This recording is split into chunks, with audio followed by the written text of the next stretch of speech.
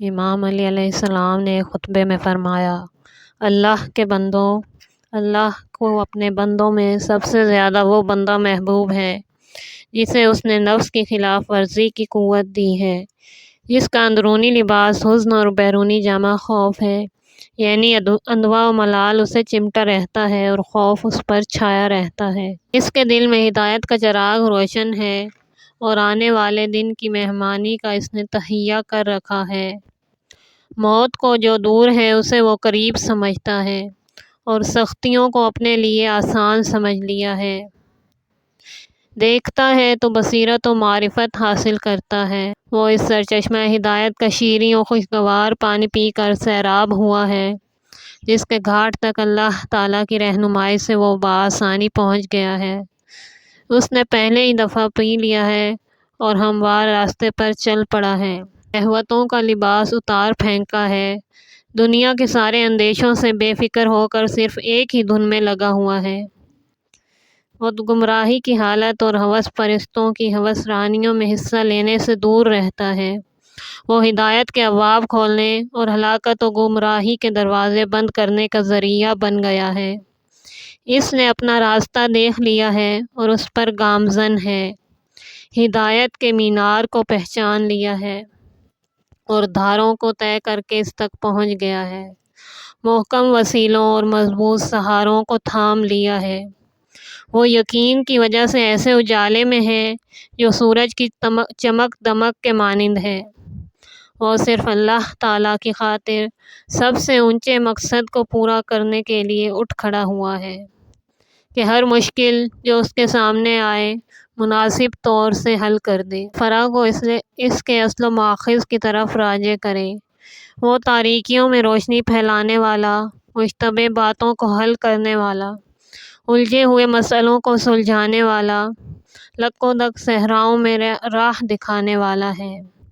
وہ بولتا ہے تو پوری طرح سمجھا دیتا ہے اور کبھی چپ ہو جاتا ہے، جب چپ رہنا ہی سلامتی کا ذریعہ ہے۔ اس نے ہر کام اللہ کے لیے کیا تو اللہ نے بھی اسے اپنا بنا لیا ہے۔ وہ دین خدا کا معدن اور اس کی زمین میں گڑی ہوئی میخ کی طرح ہے۔ اس نے اپنے لیے عدل کو لازم کر لیا ہے، چنانچہ اس کے عدل کا پہلا قدم خواہشوں کو اپنے نفس سے دور رکھنا ہے۔ حق کو بیان کرتا ہے تو اس پر عمل بھی کرتا ہے۔ کوئی نیکی کی حد ایسی نہیں جس کا اس نے ارادہ نہ کیا ہو، اور کوئی ایسی جگہ نہیں کہ جہاں نیکی کا امکان ہو اور اس نے قصد نہ کیا ہو۔ اس نے اپنی خواہشوں کو اپنے نفس سے دور رکھا ہے، حق کو بیان کرتا ہے تو اس پر عمل بھی کرتا ہے۔ اس نے اپنی باغ دوڑ قرآن کے ہاتھوں میں دے دی ہے، وہی اس کا رہبر اور وہی اس کا پیشوا ہے۔ جہاں اس کا بار گراں اترتا ہے وہیں اس کا سامان اترتا ہے، اور جہاں اس کی منزل ہوتی ہے وہیں یہ بھی اپنا پڑاؤ ڈال دیتا ہے۔ اس کے علاوہ ایک دوسرا شخص ہوتا ہے جس نے زبردستی اپنا نام عالم رکھ لیا ہے، حالانکہ وہ عالم نہیں۔ اس نے جاہلوں اور گمراہوں سے جہالتوں اور گمراہیوں کو بٹور دیا ہے اور لوگوں کے لیے مکر و فریب کے پھندے اور غلط سلط باتوں کے جال بچھا رکھے ہیں۔ قرآن کو اپنی رائے پر اور حق کو اپنی خواہشوں پر ڈھالتا ہے۔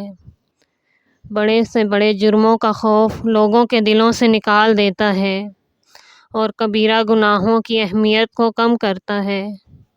کہتا تو یہ ہے کہ یہ شبہات میں توقف کرتا ہوں، حالانکہ انہی میں پڑا ہوا ہے۔ اس کا قول یہ ہے کہ میں بدعتوں سے الگ تھلگ رہتا ہوں، حالانکہ انہی میں اس کا اٹھنا بیٹھنا ہے۔ صورت تو اس کی انسانوں کی سی ہے اور دل حیوانوں سا۔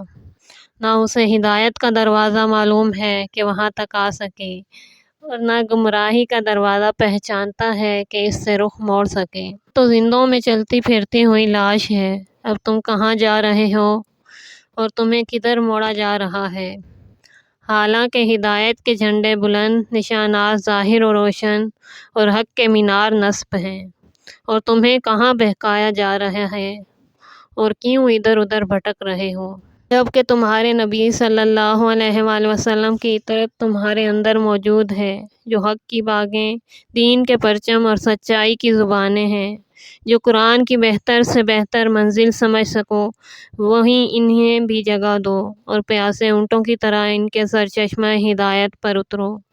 اے لوگو، خاتم النبیین صلی اللہ علیہ وآلہ وسلم کے اس ارشاد کو سنو کہ انہوں نے فرمایا، ہم میں سے جو مر جاتا ہے وہ مردہ نہیں ہے، اور ہم میں سے جو بظاہر مر کر بوسیدہ ہو جاتا ہے وہ حقیقت میں کبھی بوسیدہ نہیں ہوتا۔ جو باتیں تم نہیں جانتے ان کے متعلق زبان سے کچھ نہ نکالو، اس لیے کہ حق کا بیشتر حصہ انہی چیزوں میں ہوتا ہے کہ جن سے تم بیگانہ و ناآشنا ہو۔